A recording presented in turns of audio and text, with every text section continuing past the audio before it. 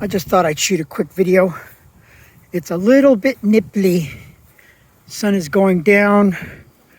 We are close to freezing. It looks like about 38-ish or so. 2, 4, 6, about 6, 7 degrees Celsius. Of course, you can see these vents could use some love. But hey, nothing to it but to do it. And here we are in the oasi. There's the conventional plants. Here's the microgreens that I just planted like last week. And they grow like crazy. As you can see, this mint is starting to die off because I turned off the water pump for this mint biofilter because the pond kept draining, and I think it was draining because of the mint.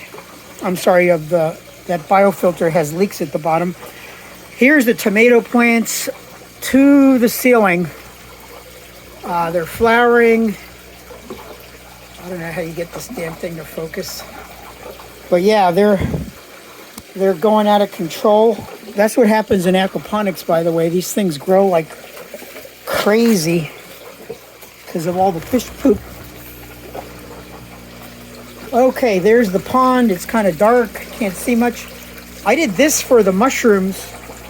I covered them up with this black plastic bag. But we'll take a peek in there. And it's hard to see, but anywho's, you know, basically I covered up the mycelium with straw, and they should pop soon, I hope. Now I'm just going to feed the fish some dog food. I feed my catfish dog food. How's that for something weird? Okay. So, there we go, fishies. Eat your dog food. And here we have, it's about plus 11C, about 50 degrees. So there's about a 20-degree delta, and that's even with the vents not, you know, this greenhouse isn't fully sealed. As I say, it's good enough for government work.